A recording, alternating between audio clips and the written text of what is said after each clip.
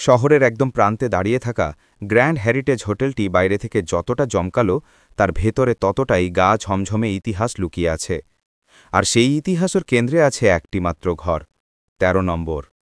এই ঘরটি বহু বছর ধরে তালাবন্ধ, তবুও প্রতি রাতে তার ভেতরের আলো জ্বলে ওঠে। হোটেলটির মালিকানা হাতবদল হয়েছে বহুবার, কিন্তু একটি নিয়ম কখনো বদলায়নি। ১৩ নম্বর ঘরে কাউকে ভাড়া দেওয়া হয় না। ঘরটি বহু বছর ধরে তালাবন্ধ, তবু প্রতি রাতে ঠিক ২:১৫ তার ভেতরের আলো জ্বলে ওঠে। এই অলৌকিক ঘটনার নীরব সাক্ষী কেবল একজন, হোটেলের নাইট ওয়াচম্যান পরেশবাবু। ষাটোর্ধ্ব পরেশবাবু গত ২০ বছর ধরে এই হোটেলের অতন্ত্র প্রহরী। প্রথমে তিনি এই ঘটনা দেখে ভয় পেতেন, এখন তার কাছে এটা রাতের নিয়মে পরিণত হয়েছে। তবে যা তাকে আজও ভয় দেখায় তা হল সিসিটিভি ফুটেজ। প্রতি রাতের মতো সেই রাতেও পরেশবাবু সিসিটিভি মনিটরে চোখ রেখেছিলেন। ২:১৫ বাজতেই ১৩ নম্বর ঘরের বাইরের করিডোরের সিসিটিভি ফুটেজে একটা আলোর ঝলকানি দেখা গেল। ঠিক তার পরে একটি নারীর আবছা ছায়া ঘরের বন্ধ দরজার সামনে দিয়ে হেঁটে গেল। ছায়াটি ছিল ক্ষীণ, লম্বা, আর সেটির গতি ছিল অস্বাভাবিক মসৃণ। পরেশবাবু জানেন এই ছায়াটি দীপালির। আজ থেকে প্রায় ২৫ বছর আগে ১৩ নম্বর ঘরে নিজের ভালোবাসার মানুষের বিশ্বাসঘাতকতার শিকার হয়ে দীপালি গলায় ফাঁস লাগিয়ে আত্মহত্যা করেছিলেন। সেই সময় হোটেলের রেজিস্টারে ১৩ নম্বর ঘরটি অশুভ তকমাতায়। কেউ কেউ বলে দীপালির আত্মা আজও ঘরের ভেতর শান্তি খুঁজে ফেরে, আবার কেউ বলে সে তার প্রেমিককে খুঁজতে প্রতি রাতে ঘর থেকে বের হয়। একদিন হোটেলের নতুন ম্যানেজার, যিনি এসব ভূতের গল্পে বিশ্বাস করতেন না, পরেশবাবুর আপত্তি অগ্রাহ্য করে সিদ্ধান্ত নিলেন ১৩ নম্বর ঘরের তালা ভাঙা হবে। তিনি পরেশবাবুকে নিয়ে ঘরের দিকে গেলেন।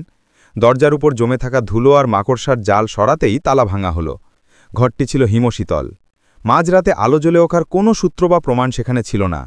কেবল একটি জিনিস ছিল, সিলিং ফ্যানটির মাঝখানে দড়ির সামান্য আঁচড়ের দাগ।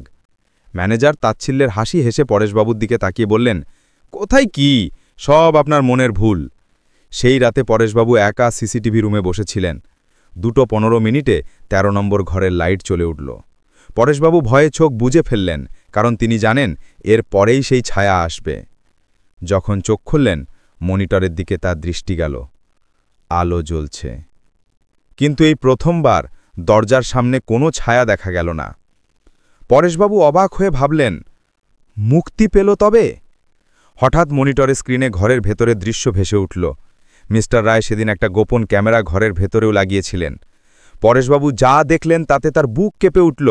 ঘরের মাঝখানে ছায়াটি নয়, স্পষ্টভাবে দেখা গেল মায়ার ফ্যাকাশে মুখটি। সে শূন্য চোখে ক্যামেরাটির দিকে তাকিয়ে আছে।